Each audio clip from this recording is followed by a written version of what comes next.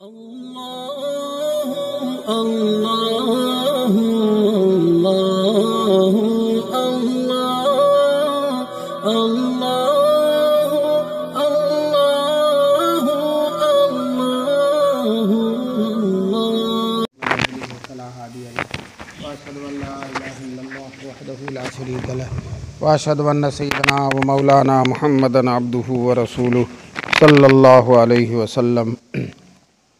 औज़ु बिल्लाहि मिनश्शैतानिर्रजीम बिस्मिल्लाहिर्रहमानिर्रहीम व इन्नका लअला खुलुक़िन अज़ीम सदक़ल्लाहुल अलियुल अज़ीम व क़ाल नबी सल्लल्लाहु अलैहि वसल्लम इन्नमा बुइस्तु लिउतम्मिम मकारिमल अख़लाक़ औ कमा क़ाल नबी सल्लल्लाहु अलैहि वसल्लम। हज़रात उलमाए किराम, मोहतरम बुज़ुर्गों और दोस्तों, अज़ीज़ तलबा, नौजवानान मिल्लत, मैंने कुरान करीम की एक आयत और रसूल पाक सल्लल्लाहु अलैहि वसल्लम की एक हदीस पढ़ी है। दोनों में अल्लाह ताला ने, आयत में अल्लाह ताला ने नबी पाक सल्लल्लाहु अलैहि वसल्लम के हुस्न अखलाक की तारीफ़ की है और हदीस में ख़ुद रसूल पाक सल्लल्लाहु अलैहि वसल्लम ने अपने दुनिया में तशरीफ़ लाने का मकसद बताया है, हुस्न अखलाक को दुनिया में फैलाना। हुस्न अखलाक क्या है? दो चीज़ का मजमूआ है। अल्लाह के साथ ऐसा मामला किया जाए कि अल्लाह खुश हो, और बंदों के साथ ऐसा मामला किया जाए कि बंदों का फ़ायदा हो। बंदों खुश ना हो बल्कि बंदों का फ़ायदा हो। बाद दफ़ा ऐसा होता है कि बंदों का जिस चीज़ में फ़ायदा होता है उसमें खुश नहीं होते, और बाद दफ़ा ऐसा होता है कि जिस चीज़ में वो खुश होते हैं उसमें फ़ायदा नहीं होता। तो उनके खुश होने का लिहाज नहीं करना बल्कि उनके फ़ायदे का लिहाज करना है। यह है अखलाक। अब रसूल पाक सल्लल्लाहु अलैहि वसल्लम की पूरी ज़िंदगी देखिए, आपने अल्लाह के साथ जो मामला किया हो तो अल्लाह के सबसे बड़े बंदे हैं, और अल्लाह जब मुतलक़न बंदा कहता है तो रसूल पाक सल्लल्लाहु अलैहि वसल्लम मुराद होते हैं। तो वो तो अल्लाह के हक़ में रसूल पाक ने कोई कमी नहीं फरमाई। इसी तरह से बंदों के हक़ में भी, मुसलमान हो गैर मुस्लिम हो, अल्लाह की कोई भी मखलूक हो, रसूल पाक सल्लल्लाहु अलैहि वसल्लम ने सबका फ़ायदा चाहा। हत्ता कि काफिर लोग जो हुजूर के दुश्मन थे, हुजूर को सताते थे, बहुत ज़्यादा तकलीफ़ पहुँचाई, उनके लिए भी इतनी फ़िक्र करते थे कि अल्लाह ताला को समझाना पड़ा कि ए नबी, शायद इनके गम में आप अपने को घुला न दें। लअल्लका बाख़िउन नफ़्सका अला आसारिहिम इल्लम युमिनू बिहादल हदीसी असफ़ा। शायद कि आप इनके गम में अपने आप को हलाक कर दें। अगर ये कुरान पर और इस्लाम, कुरान पर ईमान ना लाए और आप पर ईमान ना लाए तो इनके गम में अपने आप को हलाक कर दें। बताइए, इन काफिरों को भी इतना गम है। तो जो लोग अल्लाह के बंदे हैं, मोमिन हैं, या अल्लाह के वो बंदे हैं जो काफिर नहीं हैं, हैवानात हैं, सबसे नबी पाक सल्लल्लाहु अलैहि वसल्लम को कितनी मोहब्बत होगी, सबकी कितनी फ़िक्र होगी। चुनांचे जो बंदों के और अल्लाह के हक़ जितना ज़्यादा अदा करेगा उतना ही रसूल पाक सल्लल्लाहु अलैहि वसल्लम से करीब होगा। औलिया अल्लाह जितने गुजरे हैं वो सब के सब अगर रात में अल्लाह की इबादत करते थे तो दिन में अल्लाह के बंदों की खिदमत करते थे। मौलाना मुज़फ़्फ़र साहब कांधला के थे, बहुत बड़े बुज़ुर्ग थे। उनसे एक साहब मिलने के लिए, उनकी बुज़ुर्गी सुनकर, बहुत अल्लाह वाले हैं, उनसे मिलने के लिए आए। तो स्टेशन से उतर कर कांधला पैदल जा रहे थे और एक झोला बैग भी था जो सर पर रखे हुए थे। तो इत्तेफाक से जिनसे मिलने जा रहे थे वही मिल गए रास्ते में, मौलाना मुज़फ़्फ़र साहब ही मिल गए। तो उन्हीं से पूछते हैं कि मौलाना मुज़फ़्फ़र साहब का घर किधर है? तो वो कहने लगे सामान दीजिए मैं पहुंचा देता हूं। उनका सामान लिया और अपने सर पर रख लिया और ले गया, और रास्ते में जितने लोग हैं सब उनको सलाम कर रहे हैं। वो गट्ठर लिए हैं, सब लोग उनको सलाम कर रहे हैं। तो वो आदमी भी बड़ा ठटका, ये कौन है जिनको मैंने सामान दे दिया है कि सारे लोग इनको सलाम कर रहे हैं, सारे इनका एहतराम करते हैं। तो वहाँ पहुँचे तो पता चला यही मौलाना मुज़फ़्फ़र साहब थे। बताइए, जो उनसे मिलने गया था अक़ीदत से, उसकी गठरी अपने सर पर लिए जा रहे हैं।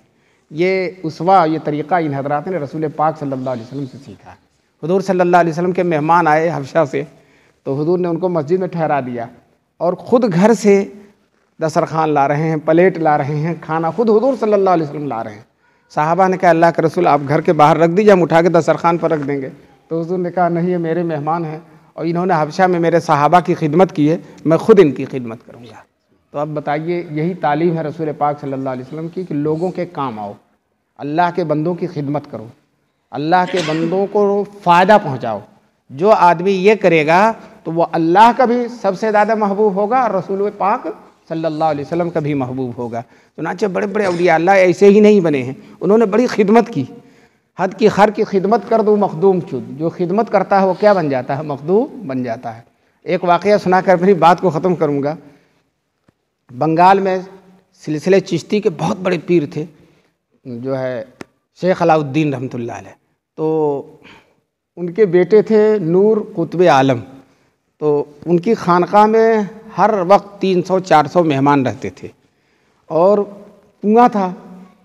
कुआं में पानी लोग शहर के लोग भी भरने आते थे, औरतें भी आती थीं।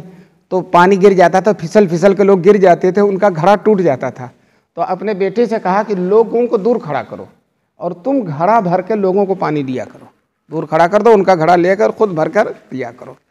और खानकाह में जो बैतुल खला था, तो अपने बेटे से कहा था कि भंगी नहीं साफ़ करेगा, तुम साफ़ करो इसको। तो जितने भी फ़कीरों के रात में उठते थे उसकी सफाई करते थे। एक दफ़ा ऐसा हुआ कि रात में साफ़ कर रहे थे, उस ज़माने में ऐसे बैतुल खला होते थे कि ऊपर से जो है गंदगी नीचे गिरती थी, वो नीचे साफ़ कर रहे थे, उठा रहे थे। उसी वक्त किसी को हाजत हुई, वहाँ गया और सारी नजासत उनके ऊपर गिर गई। जब उनके बाप को, पीर साहब को मालूम हुआ तो बहुत खुश हो गए, अफसोस भी नहीं किया, बहुत खुश हो गए। कहने लगे खिदमत का हक़ तूने अदा किया, खिदमत का तूने हक़ अदा किया। जानते हैं अपने ज़माने में यही साहब जो बैतुल खला साफ़ कर रहे थे, लोगों को पानी भर के दे रहे थे, पूरे हिंदुस्तान में उनसे बड़ा कोई पीर नहीं था और पूरे हिंदुस्तान के लोग उनसे फैज़ हासिल करने के लिए जाते थे। सिलसिले चिश्ती की सबसे बड़ी खानका थी अपने ज़माने में हुआ। तो खिदमत करने से अल्लाह ताला मकाम देते हैं। हमारे रसूल पाक ने खिदमत की, सहाबा ने खिदमत की। हज़रत अबू बकर सिद्दीक़ रज़ी अल्लाह ताला अन्हु जब खलीफा हो गए तो एक छोटी सी बच्ची रो रही थी कि अब तो ये खलीफा हो गए, मेरी बकरी का दूध कौन निकालेगा। उसको अपनी बकरी ही की फ़िक्र पड़ी हुई है कि ये खलीफा हो गए, मुझे मेरी बकरी का दूध कौन निकालेगा। तो अबू बकर सिद्दीक़ ने कहा खलीफा हो जाना तेरी बकरी के दूध निकालने से रोकेगा नहीं, मैं आकर टाइम से बकरी का दूध निकाल दिया करूँ। बताओ खलीफतुल मुस्लिमीन है और उसके बच्ची के बकरी का दूध निकाल रहे हैं। तो अल्लाह की बंदों की खिदमत करने से अल्लाह मिल जाता है, अल्लाह खुश हो जाता है। इसलिए हम पूरी ज़िंदगी ये कोशिश करें कि हमारी ज़ात से किसी को नुकसान न पहुँचे। हमारी ज़ात को चाहे पड़ोसी हो, चाहे मुस्लिम हो, चाहे गैर मुस्लिम हो, चाहे जानवर हो, किसी को हमारी ज़ात से क्या न पहुँचे, नुकसान न पहुँचे। रसूल पाक सल्लल्लाहु अलैहि वसल्लम ने जानवरों के साथ भी अच्छा सलूक करने का हुक्म दिया। आपने बैल पाल रखा, भैंस पाल रखी, तो सिर्फ दूध ही के चक्कर में न रहें, उसको खिलाने की भी फिक्र करें। एक ऊँट ने हुजूर सल्लल्लाहु अलैहि वसल्लम से शिकायत की तो हुजूर ने ऊँट के मालिक को बुलाया कि तेरा ऊँट ये कह रहा है कि इस पर बोझ तुम ज़्यादा लादते हो और इसको खुराक कम देते हो, तो ऐसा न करो, खुराक पूरी दो और बोझ ज़रा कम ला दो। तो अब बताइए जानवरों की खिदमत से भी फ़ायदा होता है और हुजूर ने जानवरों की खिदमत भी सिखाई है और हम उन्हीं के नाम लेवा हैं। उन्हीं के तरीक़े को सीखने के लिए हम मस्जिदों में, मदरसों में, खानकाहों में इकट्ठा होते हैं। इसलिए हम सबको रसूल पाक सल्लल्लाहु अलैहि वसल्लम के तरीक़े को इख्तियार करना चाहिए। तुमने शेर पढ़ा होगा जो फ़ारसी पढ़ते हैं, तरीक़त बजुज़ खिदमत खल्क़ नेस्त, तरीक़त बजुज़ खिदमत खल्क़ नेस्त, बतस्बीह हो सज्जादा हो दल्क़ नेस्त। सज्जादा हो, तस्बीह हो, गुदड़ी पहन रखा हो, इससे नहीं बल्कि अल्लाह का रास्ता तय होता है किससे, अल्लाह के बंदों की खिदमत से। तो ये भी करो, वो भी करो, अच्छे अल्लाह वालों का लिबास भी पहनो और अल्लाह वालों की खिदमत भी करो। ये चंद बातें मुझे मौलाना के हुक्म से मैंने कह दी हैं। जो गलत सलत हो गई उसे माफ़ करना, जो सही हो अल्लाह ताला हम सबको इस पर अमल करने की तौफ़ीक़ नसीब फरमाए। और मैं आप हज़रात का शुक्रिया अदा करता हूँ कि आपने भी खिदमत खल्क़ की कि मेरे लिए 10 मिनट इंतज़ार किया आप लोगों ने। आपकी बरकत से मेरी नमाज मिल गई। अल्लाह ताला आप हज़रात को जज़ाए खैर नसीब फरमाए और आपके इस इसार और क़ुरबानी को अल्लाह कबूल फरमाए। दुआ कीजिए। अल्लाहुम्मा सल्ली अला